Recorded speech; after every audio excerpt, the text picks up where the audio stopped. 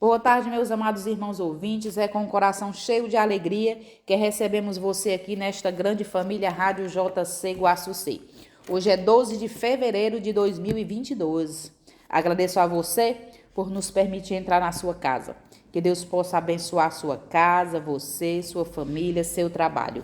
E que tenhamos muita fé na presença de Deus. É impossível não dar certo quando andamos de braços dados com Cristo, né, meus irmãos? Em Guaçucê, 14 horas, e já está no ar o programa católico Conhecendo a Igreja, com Márcia Cândido e José Rodrigues, que hoje traz como tema Anglicanismo.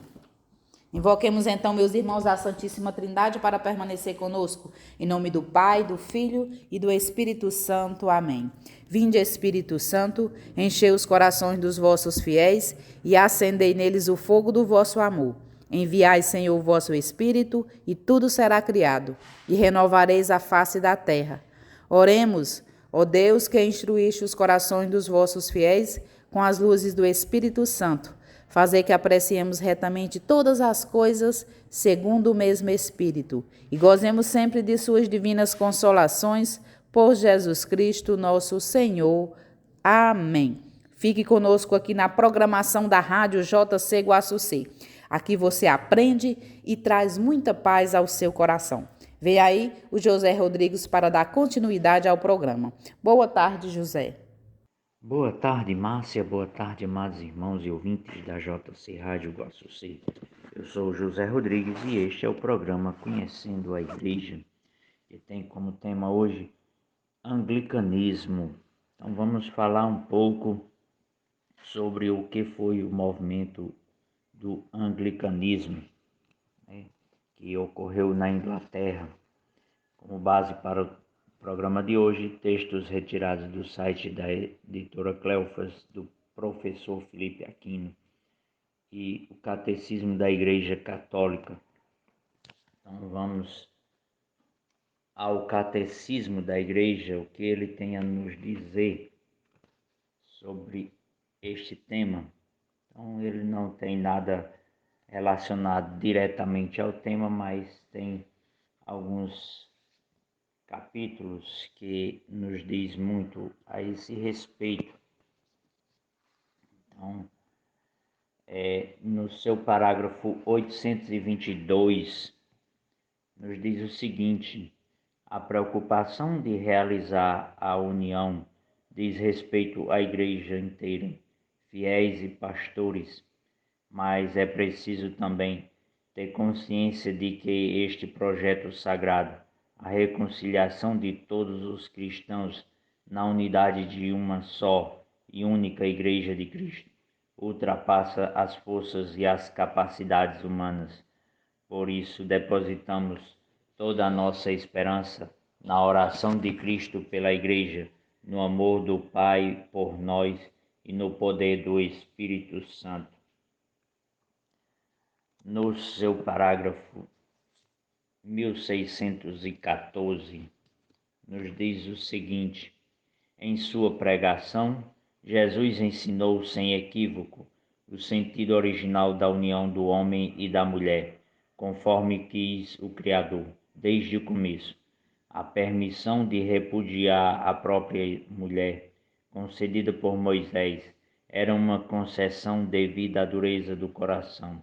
A união matrimonial do homem e da mulher é indissolúvel, pois Deus mesmo a ratificou. O que Deus uniu, o homem não deve separar. Mateus 19, versículo 6. Então, meus amados irmãos, vocês devem estar se perguntando por que falar sobre a união matrimonial dentro de um tema, o anglicanismo. Porque este foi o motivo pelo qual houve o cisma anglicano. O rei da Inglaterra, após 18 anos de casado com sua esposa, se apaixonou por uma cortesã e quis repudiar sua esposa, o que a Igreja de Cristo disse que a união era válida e por isso houve o racha, ou seja, um erro.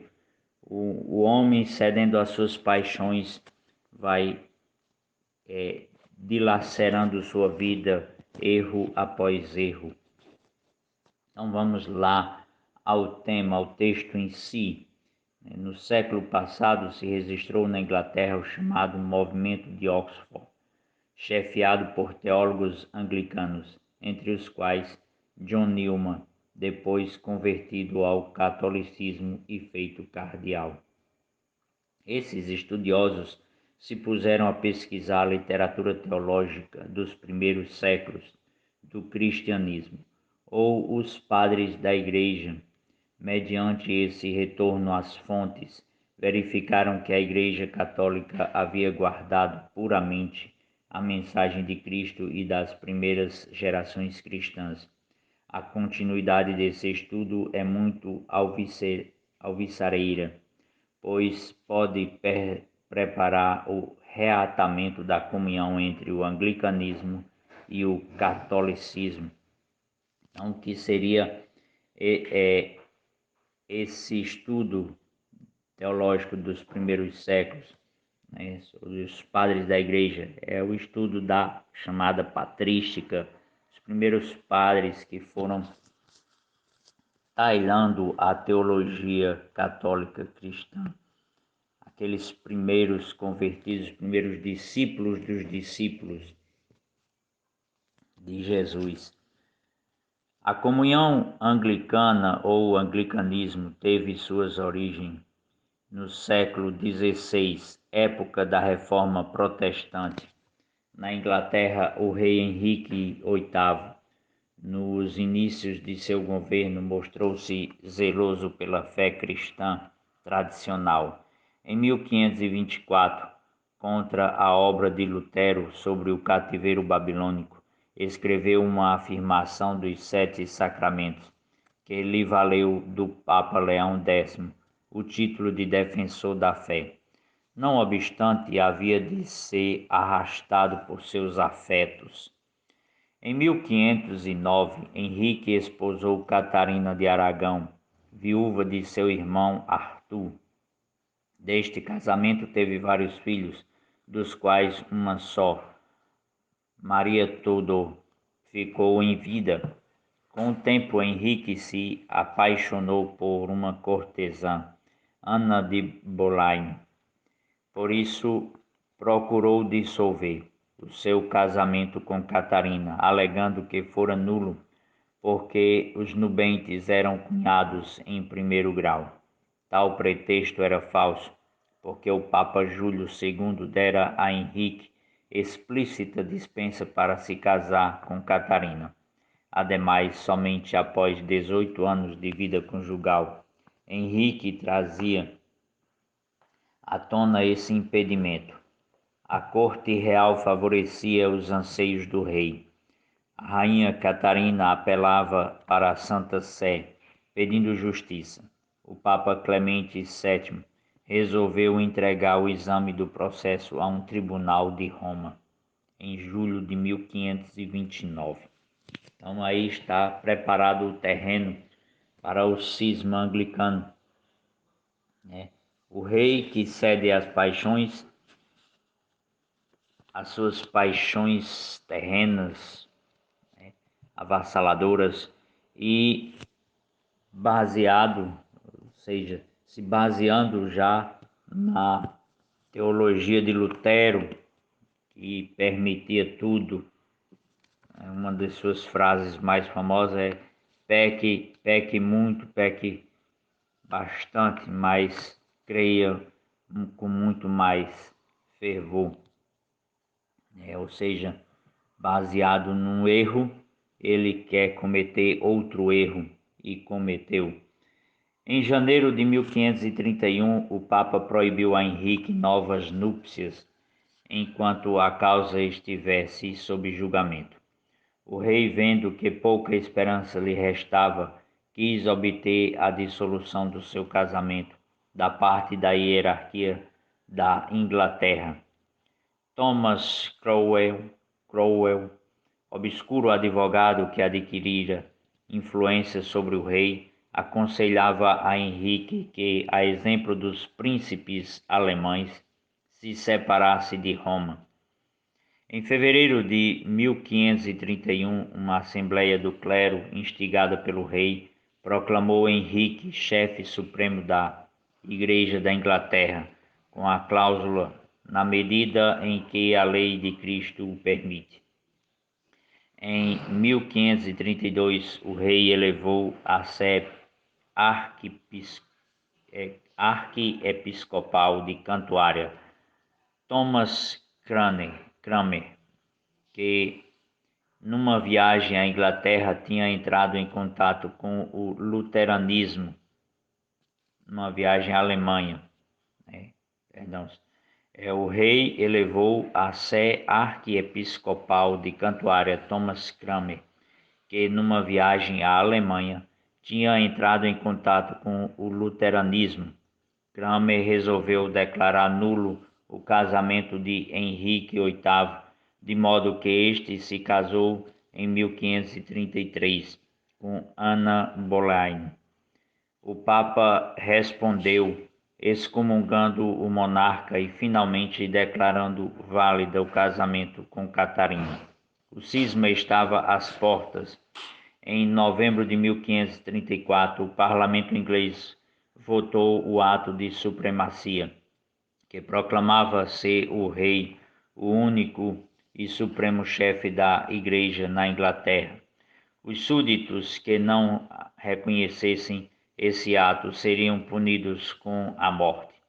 A grande maioria do clero se submeteu, talvez porque acostumada ao conceito de igreja nacional e bastante mundanizada.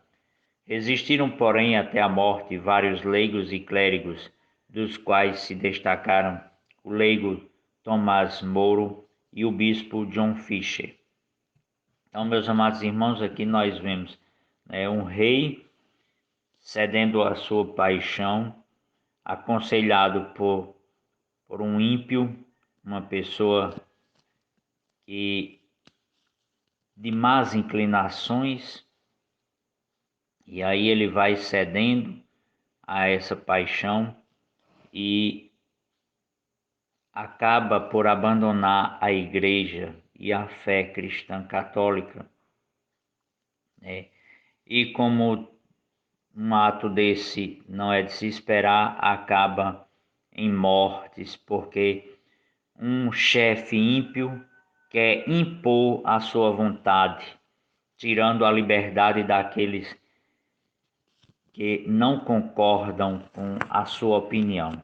E muitos, como nós vimos, por medo da morte, acabam cedendo, mas há aqueles que permanecem fiéis à fé e estes são martirizados. Muitos mosteiros foram fechados, relíquias e imagens foram destruídas. Apesar do cisma e das pressões luteranas, o rei queria conservar íntegra a fé católica na Inglaterra. Combatia tanto a adesão ao Papa, quanto as inovações religiosas do continente. Henrique teve por sucessor um filho de 10 anos, que lhe nascera do seu terceiro matrimônio. Este menino, Eduardo VI, teve como tutores o duque de Somerset e o de Northumberland, que, juntamente com o arcebispo Cranmer, muito trabalharam pela introdução da teologia protestante na Inglaterra. Houve revoltas em diversos condados e as desordens se avolumaram na Inglaterra, a tal ponto que, quando Eduardo VI morreu, aos 16 anos de idade, em 1553, a nação em peso se pronunciou pela princesa Maria, a católica, filha de Henrique VIII e Catarina, contrariando a designação que Eduardo fizera em favor de Joana, cortesã de sangue real e protestante. Maria Tudor resolveu a situação. Era católica convicta e se pôs a trabalhar, apoiada por seu primo, o cardeal Reginaldo Poli, legado papal. Então, meus amados irmãos, aí nós vemos que, apesar de ceder às suas paixões, o rei queria manter íntegra a fé católica, mas uma fé subordinada à sua vontade. É o que muitos hoje em dia fazem. Querem ter uma fé light, uma fé católica que se adapte, uma igreja que se adapte às suas vontades, aos seus desejos. E isto não é da vontade de Deus. Mas aí, quando sobe ao trono a princesa Maria, a católica, já pressionada pelos erros e discriminada pelo seu pai, né, vai, com um zelo excessivo, usar uma força excessiva, como fez seu pai ao contrário, né, querendo quebrar, se afastar da Igreja Católica, da Santa Sé em Roma, querendo romper com a Igreja de Roma, e aí ela vai, usa uma força desproporcional, aproximando os ingleses da sede de Roma. Mas, como todo excesso, tem seus efeitos colaterais. Então, em 1554, o parlamento voltou à nova união da Inglaterra com a Santa Sé. Os prelados depostos por Eduardo VI foram restituídos às suas sedes, enquanto os hereges vindos do estrangeiro foram expulsos. A Rainha Maria, no seu zelo restaurador, adotou medidas extremas semelhantes às que Henrique VIII tomara contra os católicos. Esse zelo excessivo era, em parte, favorecido pelo povo, mas encontrou desaprovação da parte de católicos, que se tornaram avessos à rainha. Esta se tornou impopular, também por seu casamento com Filipe, filho de Carlos V, que pouco depois subiu ao trono da Espanha, com o nome de Filipe II. Morreu prematuramente em 1558. Pouco depois do seu desaparecimento, extinguia-se a restauração católica na Inglaterra. Sucedeu-lhe no trono uma filha de Ana de Boleyn com Henrique VIII, a rainha Elizabeth, 1558 a 1603. Visto que Maria não deixara herdeiros, a nova soberana elevou a Inglaterra a extraordinário poder político e econômico. A sua religiosidade era misteriosa. Convertera-se ao catolicismo sob Maria e elevada ao trono, continuava a frequentar a missa, confessar-se e comungar. Essas atitudes, porém, não eram profundas e cediam a interesses políticos. No dia de sua coroação, jurou conservar a religião católica no país. Não obstante, motivos de conveniência a levaram a violar a sua palavra. Os católicos a consideravam rainha ilegítima e propunham Maria Stuart da Escócia como herdeira legítima do trono. Isso fazia Elizabeth se inclinar cada vez mais para o protestantismo. Em consequência, sob as aparências de católica, foi tomando medidas anticatólicas e antipapais. Libertou os teólogos presos na Inglaterra e chamou de volta os pregadores de novidade, outrora expulsos.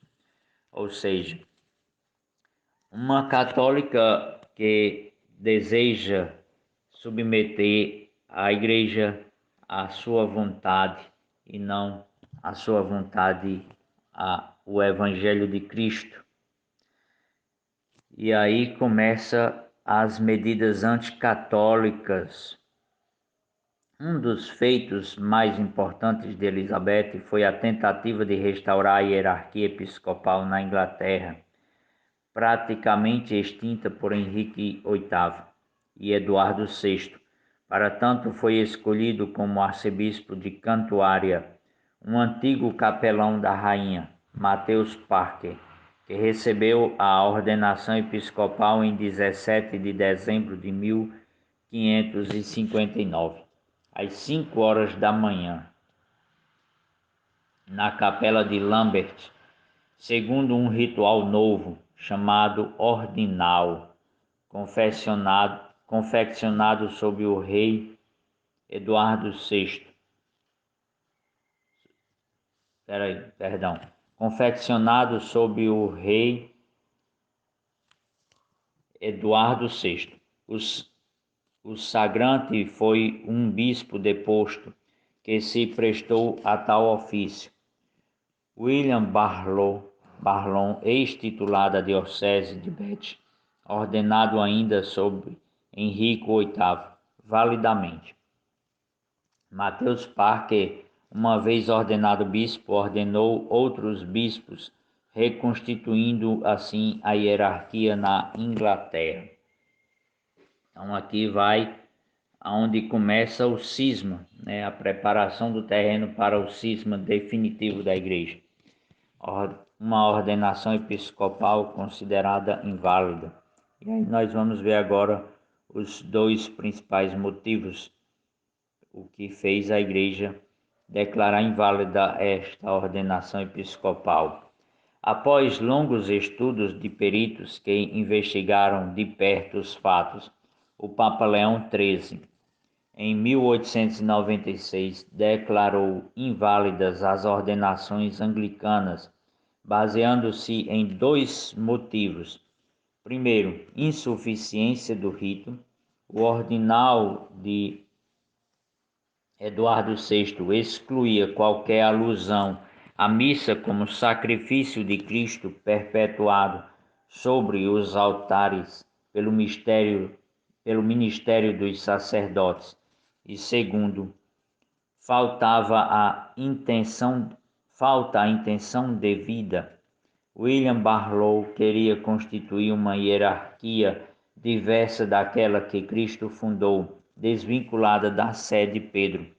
É por isso que a Igreja Católica até hoje não reconhece as ordenações anglicanas, embora o assunto possa ser reestudado na base de novos aspectos que os estudiosos têm trazido à tona em ampla bibliografia. Este ponto é decisivo para a restauração da comunhão entre a Santa Sé e Cantuária. O reatamento em nossos dias vem sendo dificultado pela ordenação de mulheres para o presbiterato e até para o episcopado dentro da comunhão anglicana.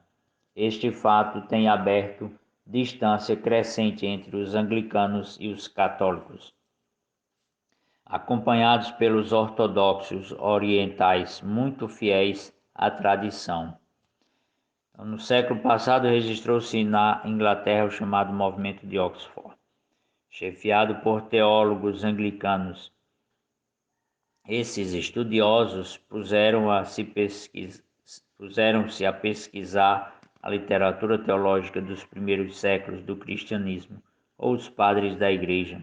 Mediante esse retorno às fontes, verificaram que a Igreja Católica havia guardado puramente a mensagem de Cristo e das primeiras gerações cristãs.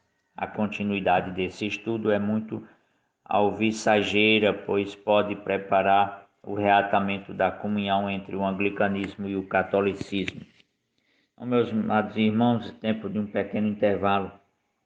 Tomar uma água e já retornamos. Lembrando ainda, meus irmãos, que a programação da Rádio JC Guaçucê começa às 6 horas da manhã. Temos a oração da manhã às 6 horas, às 6h30 temos a manhã de luz, às 7 horas temos o ofício das almas. É imenso o alívio das almas quando recebe as nossas orações. Vamos fazer isso, vamos rezar pela convenção dos pecadores, pelas almas do purgatório. Ligando, você nos alegra com a sua companhia e coloca em oração seus parentes, seus amigos e até a sua comunidade. É só ligar no 088-981-351790 e nós estaremos atendendo ao seu pedido.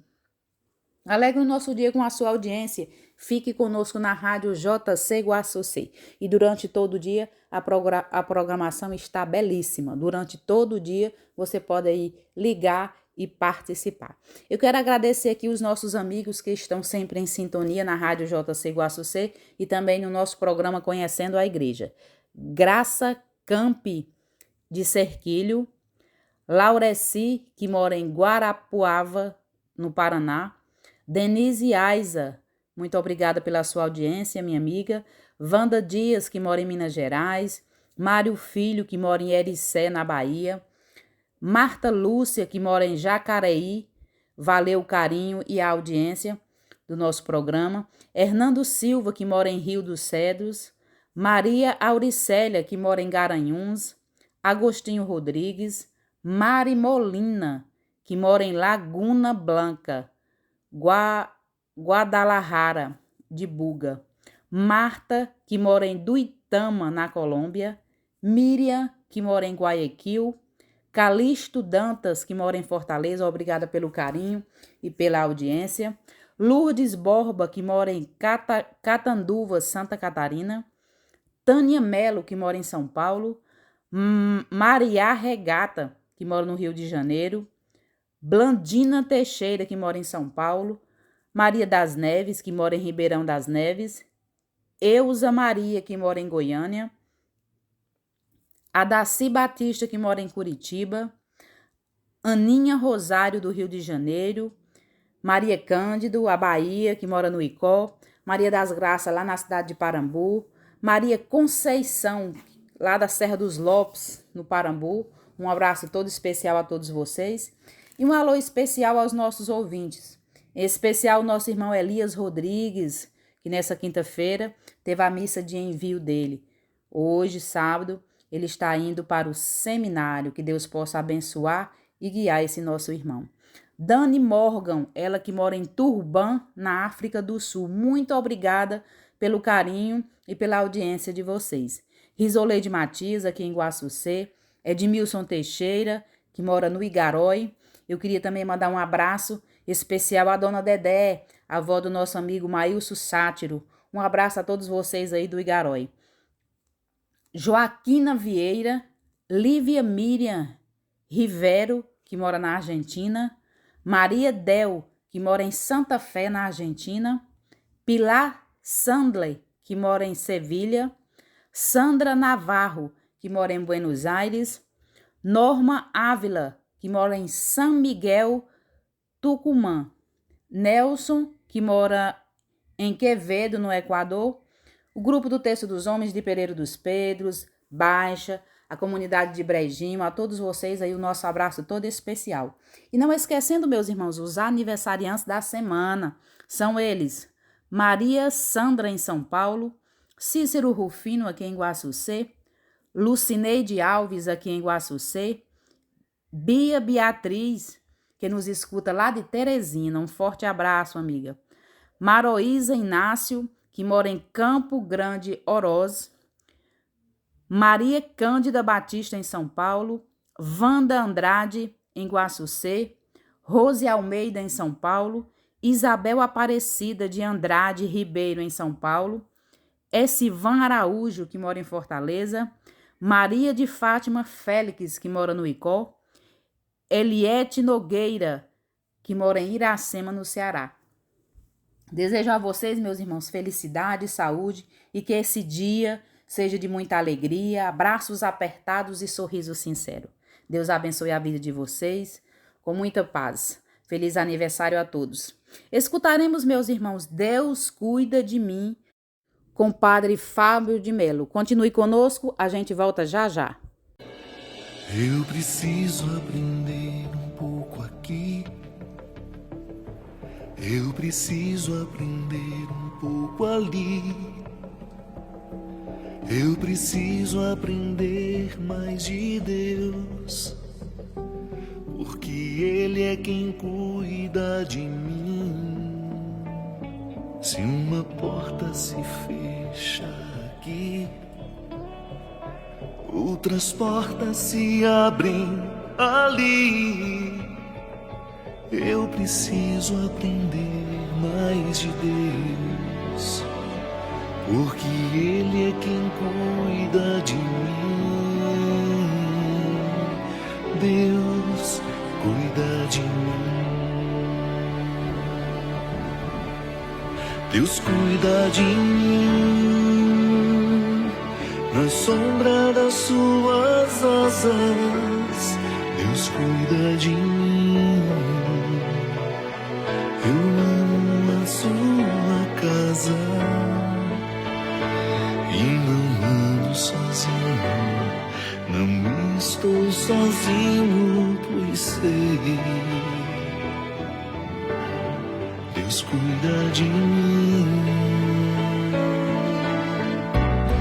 Deus cuida de mim na sombra das suas asas. Deus cuida de mim. Eu amo a sua casa e não ando sozinho. Não estou sozinho, pois sei. Deus cuida de mim.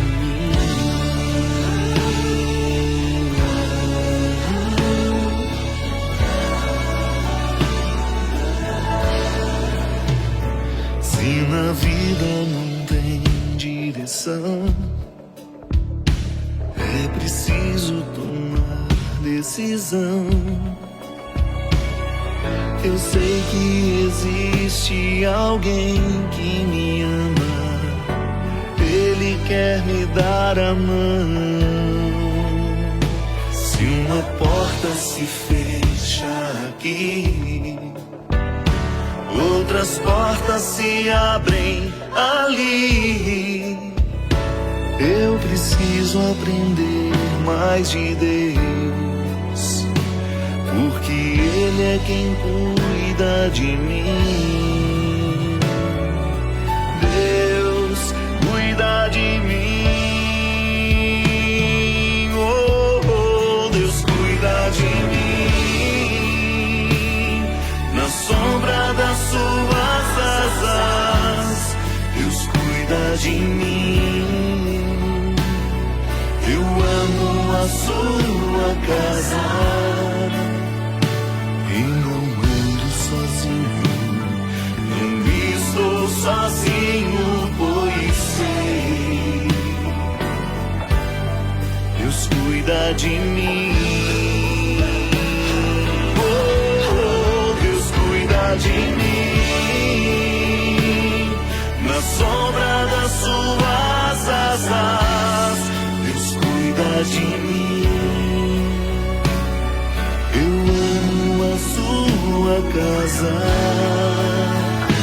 e não ando sozinho. Não estou sozinho, pois sei. Deus.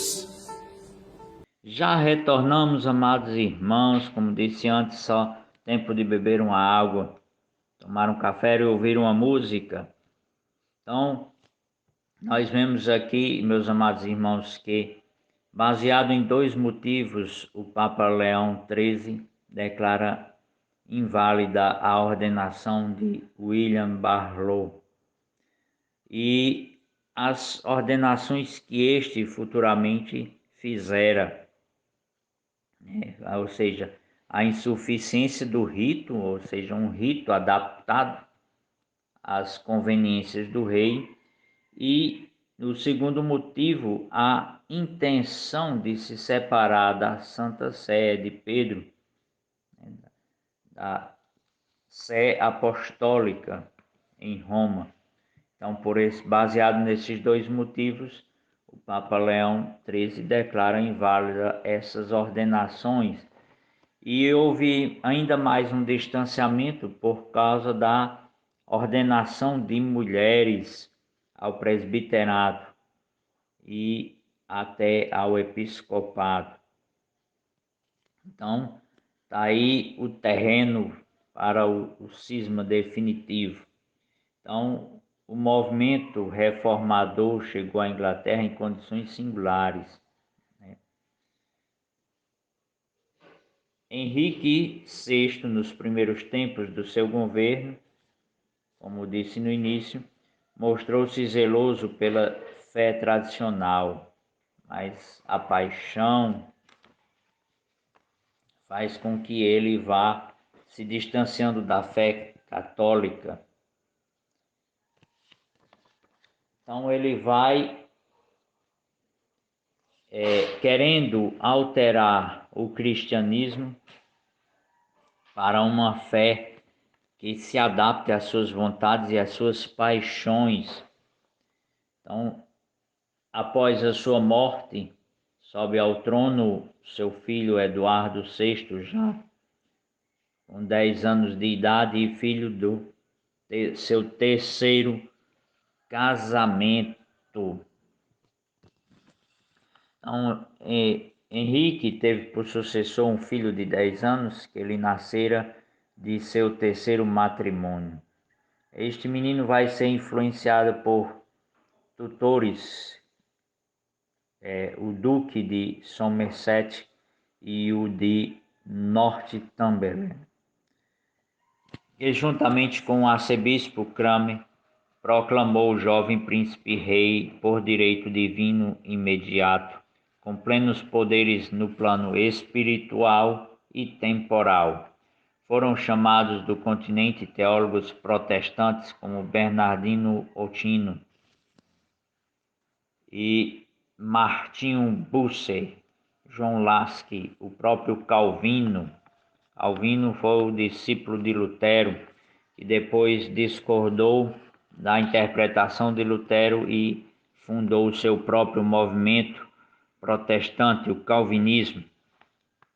Então, que vai influenciando esta criança de 10 anos, né? Uma criança que não tem maturidade suficiente para discernir e é aconselhado por pessoas que tentam manter ou subjugar tanto o reinado como a igreja aos seus interesses. Então ele vai cedendo, né? Mas morre prematuramente. E aí sobe ao trono Maria Tudor, que resolveu a situação, era católica convicta. Então ela, católica convicta, vai usar uma força desproporcional para o reatamento com a Igreja Católica. Mas aí ela, com este zelo excessivo e essa força desproporcional, acaba se tornando impopular e começa a ser chamada de Maria Sanguinária.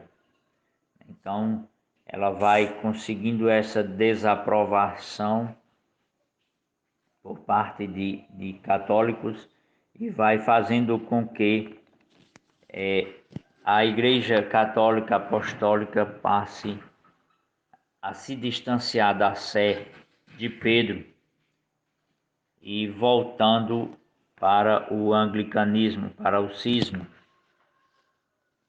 E aí sobe ao trono Elizabeth, seguiu-lhe ao trono uma filha de Ana de Boleyn, com Henrique VIII, a rainha Elizabeth, visto que Maria não deixara herdeiros.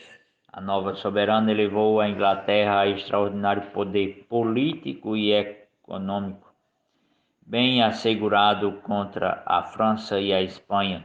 A sua religiosidade era misteriosa. Frequentava a missa, se confessava, mas acabava por tomar atitudes contra a igreja, contra a fé que ela professava, e aí vai levando e conduzindo a Inglaterra para o cisma. Então, o parlamento declarou a rainha suprema autoridade do reino em assuntos espirituais e temporais. Exigiu-se o juramento de supremacia de todos os servidores do Estado e da Igreja na Inglaterra. De 16 bispos católicos, 15 se recusaram e foram depostos e encarcerados. Só ficou solto o bispo Kitchen de Llandaff, que, tendo dado resposta evasiva, conseguiu conservar a sua sé, mas de então por diante se absteve de qualquer função episcopal. Do baixo clero, só pequena parte teve a coragem de resistir.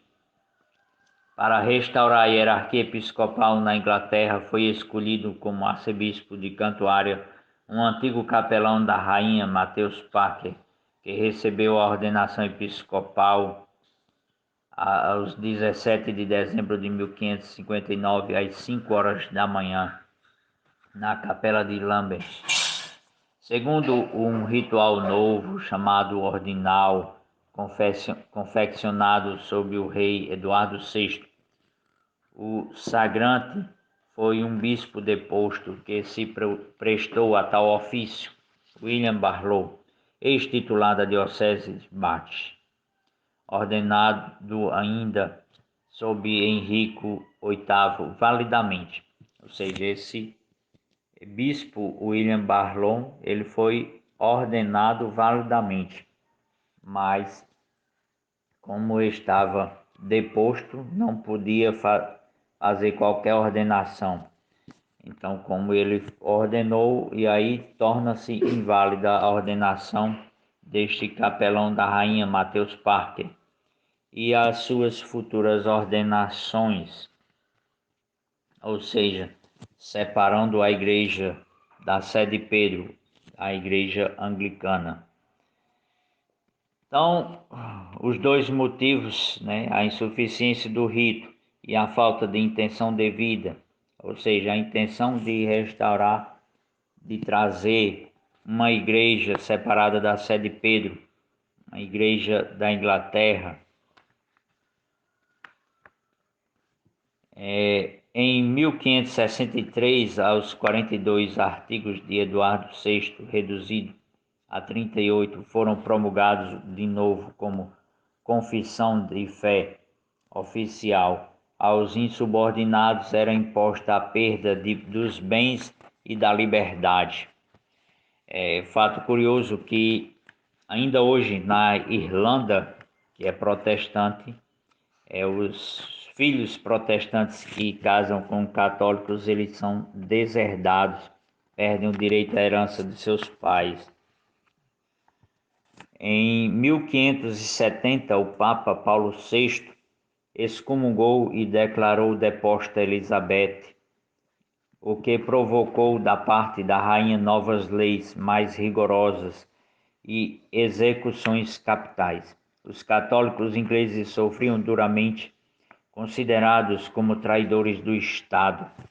É a nova religião, né, que aos poucos o povo vai se acostumando, tornando o Estado um Deus, né, se submetendo às suas vontades impostas, né, mesmo sob a forma e a profissão de fé católica, mas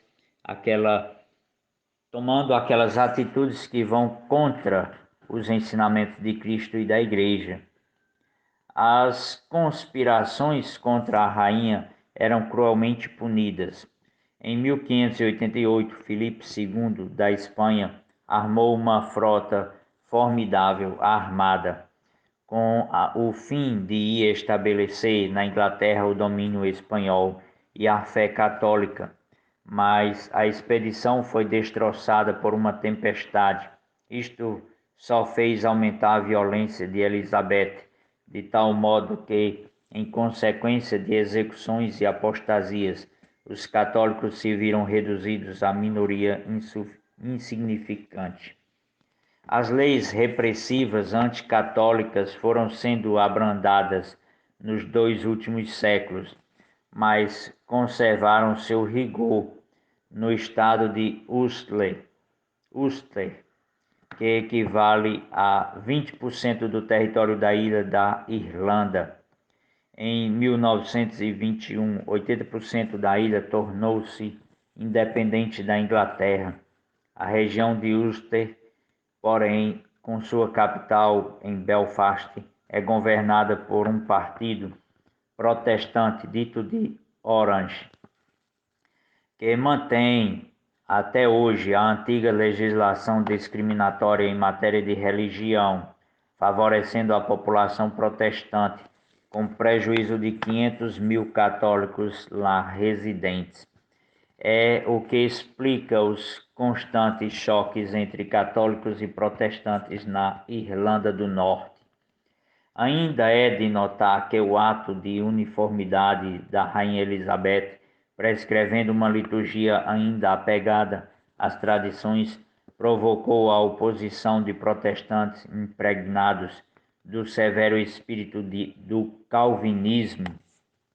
Queriam abolir o canto eclesiástico, o som do órgão, o sinal da cruz, para os paramentos sacerdotais, os dias festivos, já que desejavam uma igreja absolutamente pura e conforme as Escrituras, independente do Estado e isenta de todo o fermento papista. Receberam o predicado de puritanos.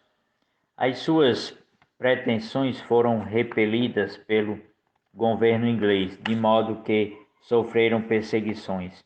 Constituíram a Low Church, Baixa Igreja, em oposição à High Church, Alta Igreja Oficial. Desde 1567 começaram a fundar igrejas por conta própria, entre as quais se destaca o congregacionalismo. Não há hierarquia, mas a congregação se governa mediante seus representantes. Esses grupos de não conformistas eram tenazes, resistindo às repressões empregadas por Elizabeth I e Jaime I. Em consequência, mais de 20 mil puritanos, entre os quais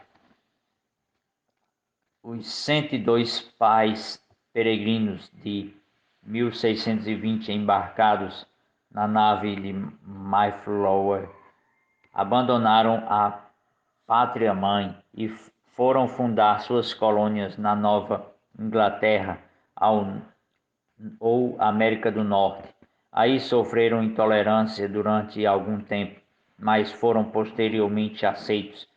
São as denominações protestantes domiciliadas ou fundadas nos Estados Unidos, que enviam pregadores para o Brasil com traços mais ferrenhos e proselitistas do que as denominações clássicas do protestantismo europeu ou luterano anglicano.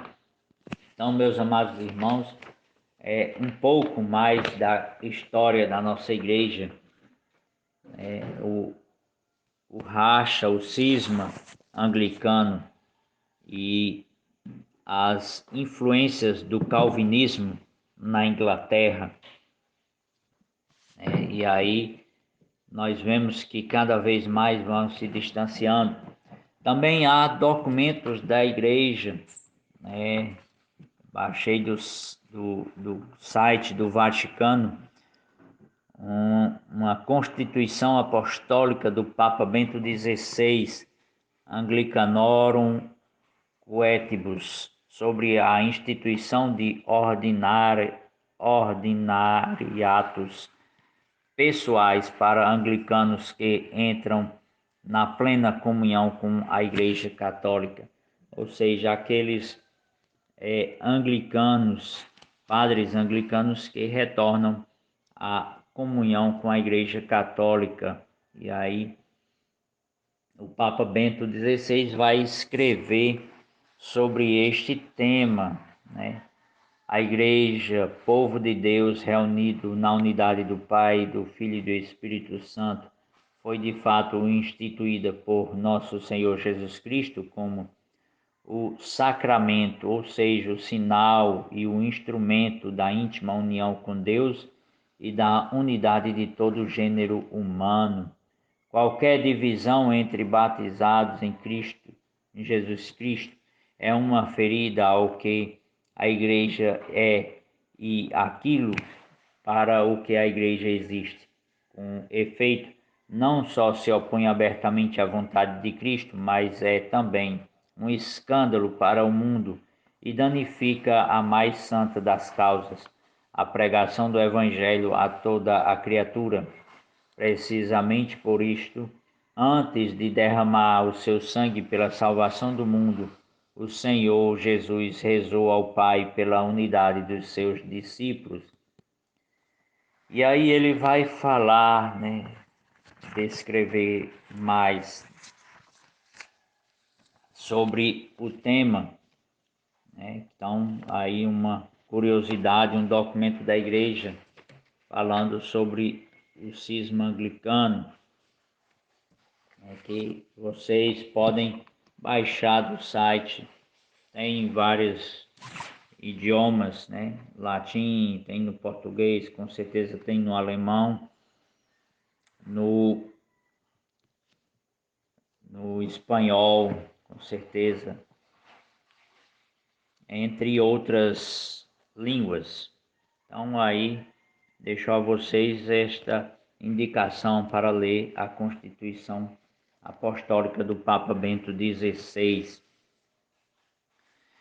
O evangelho de hoje, meus amados irmãos, é do evangelista Marcos, no seu capítulo 8, versículos de 1 a 10.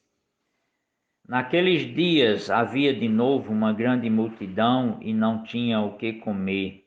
Jesus chamou os discípulos e disse: Tenho compaixão dessa multidão, porque já faz 3 dias que está comigo e não tem nada para comer.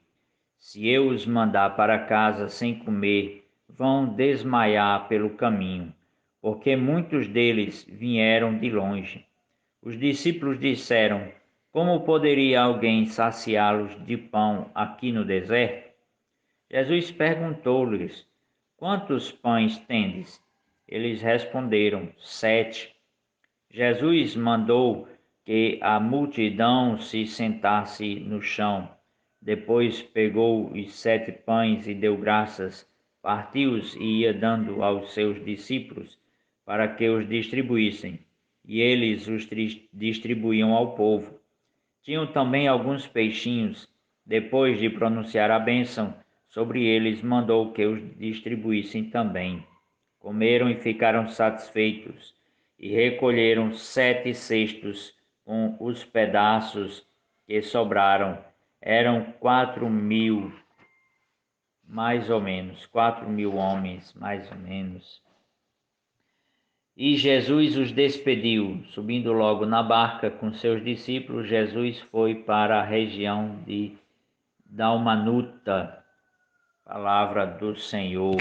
Então aqui nós vemos a segunda multiplicação dos pães.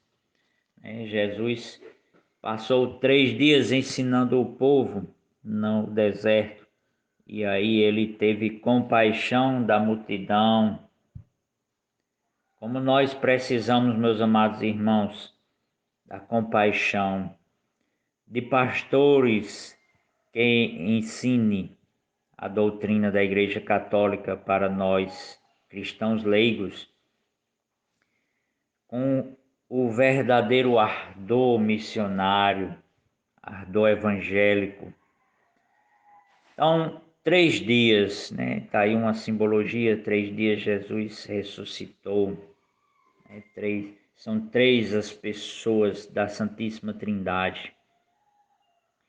E também sobraram 7 cestos. E todos ficaram saciados. Então Jesus é este pão que nos sacia, que nos alimenta, e também é o pastor que sente compaixão por suas ovelhas. Então, meus amados irmãos, rezemos pela unidade da igreja, pelos nossos bispos, pelos nossos padres, pelos nossos presbíteros, pelos vocacionados, né, pelos seminaristas, para que possam ter um discernimento de sua vocação no Espírito Santo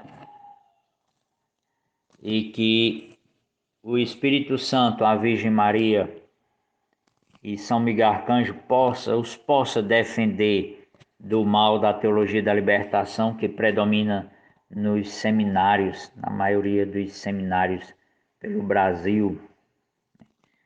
Então rezemos, meus amados irmãos, pela Igreja, esta Ave Maria. Ave Maria, cheia de graça, o Senhor é convosco, bendita sois vós entre as mulheres, bendito é o fruto do vosso ventre, Jesus. Santa Maria, Mãe de Deus, rogai por nós, pecadores, agora e na hora de nossa morte. Amém. Bom, meus irmãos, chegamos ao final do nosso programa. Obrigado por nos permitir entrar na casa de vocês. Durante essa hora de programa foi maravilhoso a companhia. A gente não sabe se vai estar aqui amanhã, então sejamos agradecidos hoje pela nossa vida. Viva, peça perdão, seja uma pessoa melhor, seja agradecida por tudo que você tem, por tudo que você conquistou com a permissão do nosso Deus. Lembre sempre, nunca é sorte. Sempre é Deus. Deus continua nos protegendo e que cada detalhe da nossa vida seja cuidado por Ele. Precisamos confiar no agir de Deus, meus irmãos. Um forte abraço a todos. Continue conosco, porque na sequência tem Padre Reginaldo Manzotti e a Hora da Misericórdia. Pai nosso que estais no céu, santificado seja o vosso nome. Venha a nós o vosso reino, seja feita a vossa vontade, assim na terra como no céu. O pão nosso de cada dia nos dai hoje. Perdoai-nos as nossas ofensas, assim como nós perdoamos a quem nos tem ofendido, e não nos deixeis cair em tentação, mas livrai-nos do mal. Amém. Ó Maria concebida sem pecado, rogai por nós que recorremos a vós. Ave Maria, cheia de graça, o Senhor é convosco. Bendita sois vós entre as mulheres, e bendito é o fruto do vosso ventre, Jesus. Santa Maria, Mãe de Deus, rogai por nós, pecadores, agora e na hora de nossa morte. Amém. Um forte abraço a todos e até no próximo sábado, se assim Deus nos permitir.